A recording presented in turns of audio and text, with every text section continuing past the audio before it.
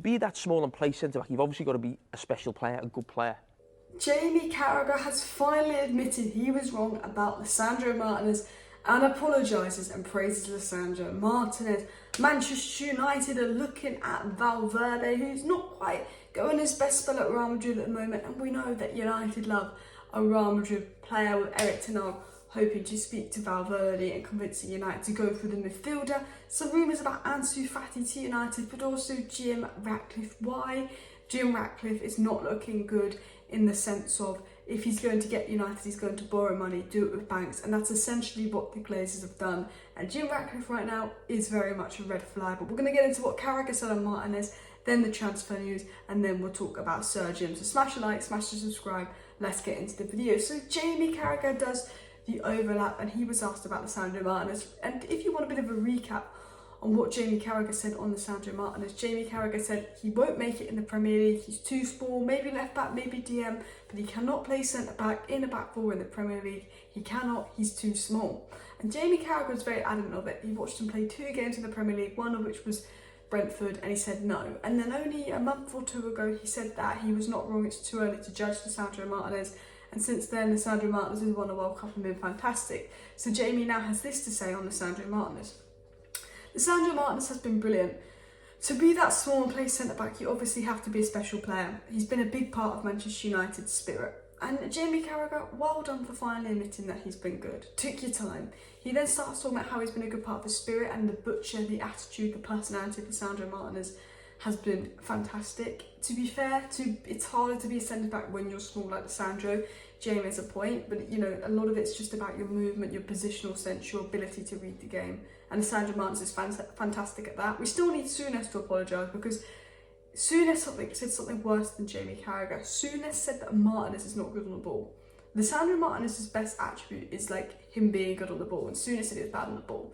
Carrying on with what Carragher said, he said on Martinez, every player has a weakness. The best players hide them or make sure they don't get exposed. He's a really good player and he surprised me the way he's coped. At the World Cup with Argentina, we saw him have a fight with him and Casemiro coming in. They feel more powerful and strong. Someone of that size will get exposed in the air. It sometimes happens. And so Jamie Carragher, you know, doesn't overly praise him, then goes on Twitter and mocks that he conceded 6 goals to City, but you know, Liverpool's top scorer is a Leicester centre-back. I think you should be more concerned with Liverpool's defensive problems than Lisandro Martinez. But he basically said that, you know, his spirit's been good, his fighting attitude's been good, the fact that, you know, he can hide his height and it's not been a problem shows that he's a top player, and it does. You know, obviously players have weaknesses and stuff, but the best players can play through that weakness. And you know, Lisandro Martinez has been absolutely fantastic for Manchester United. You could argue best centre-back in the Premier League, just how good he's been. Always stuck in, always getting like a monster at back. Him and Varane are looking like some pairing. Absolutely fantastic. Best centre-back pairing Man United have had since Rio and Vidic. One of the best centre-back pairings in the world right now. We're keeping a lot of clean sheets. Yes, we conceded 2 goals to Leeds, but that was more midfield sense. And I think Lisandro Martinez has just been an absolute warrior, absolute beast. His personality's helped the back line, definitely. But you don't notice that he's small. I think you've got Varane there for the physical side, but he scored more headers than Jamie Carragher in the Premier League already, which is quite funny. But you don't notice that he's small. And the reason I say that is because he's just kind of can read the game so well. And if you read the game so well, the height doesn't matter because you can get to that ball anyway. Like, he actually wins a lot of aerial duels and duels. But also, remember, he's already got more headers than Jamie Carragher, who slammed his height.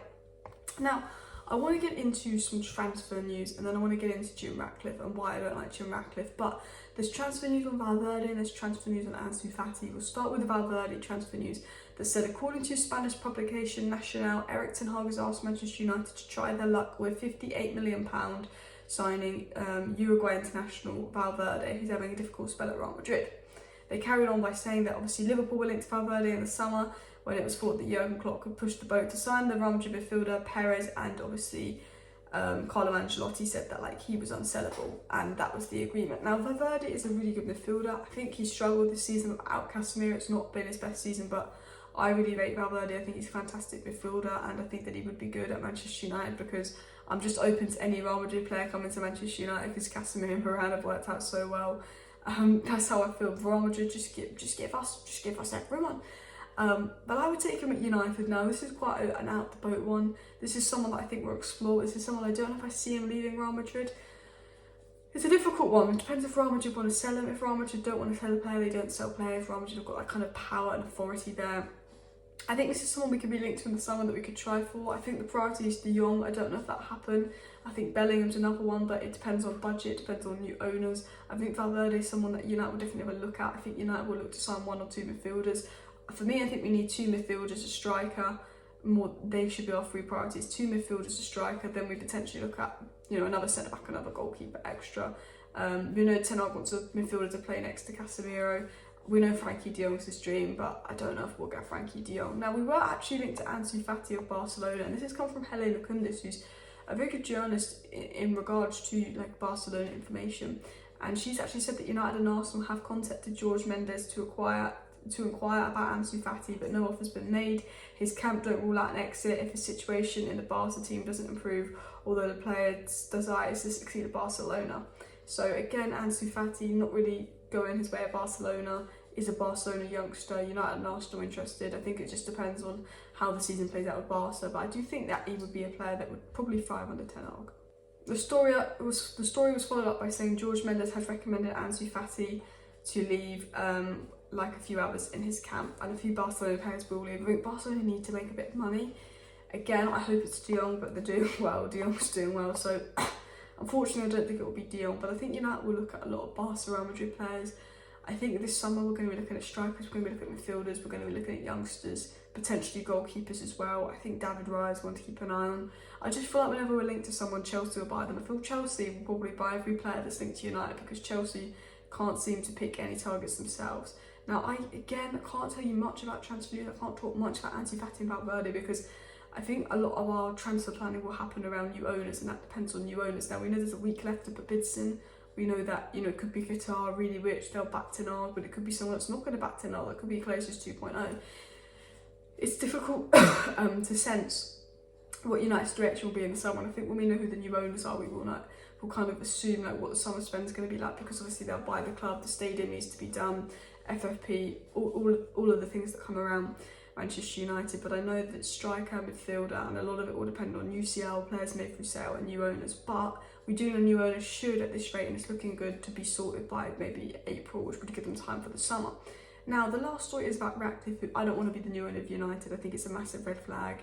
I know a lot of the top Reds want him, United fan from the area, but just listen to this.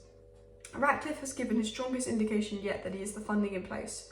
Working with 2 prolific investment banks, which is Goldman Sachs and JP Morgan, they are prepared to back his offer for Manchester United with bonds and loans beyond the value of 659 million, aka doing Glazers and taking a loan out to buy United, putting more debt on the club. I know that Jim Ratcliffe will probably be better than the Glazers because he actually does like football. I like the Glazers, but people don't realise that he's getting banks involved and taking out a loan to buy the club, which means club is in debt, loans, bankers involved. I don't want that, okay? I don't know what, all I want is something that's just going to be no debt, debt's gone for United, new stadium built, fans are their priority, success on the pitch priority, back Ten Hag money. Can Jim Ratcliffe do that? Potentially, but it's giving me a red flag. I know that everyone has different opinions on who should be owners, and morally, not many of the billionaires linked to United are the best people in the world. But we've had shit owners for so long. I'm still here with bring me some oil money, baby. Bring me some oil money. We've had shit owners for so long. Or bring me an investor that maybe isn't oil money, that cares about football, that's not going to put us in debt, has the money, is going to go all Todd Boehly, but with a little bit more rationale in the head. Because I do think Todd Boehly, sometimes Todd Boehly does not think when he spends. Now, we're going to have an indication in literally the next week or so of who this is going to be. By the end of February, I feel like we'll probably know who the new owners are going to be, or have strong indication where it's narrowed to 2. When we kind of knew it was going to be Poch or Ten Hag, and then we found out it was going to be Ten Hag. Whoop, whoop. Look, it could go that way, but we can to get the bids. But then once we know the new ownership, we can really get into the transfer news, because a lot of it is, okay, United are looking at all of these players and all of these players and all of these players, but we haven't narrowed in on who the targets. We can assume it's Kane, but we don't know the budget and all of that as well. So new ownerships will be massive, so do subscribe for loads of updates this week, but also smash a like if you liked that Carragher admitted it's wrong on Lisandro. And yeah, thank you for watching today's video. There will be an update tonight. See you then. Bye.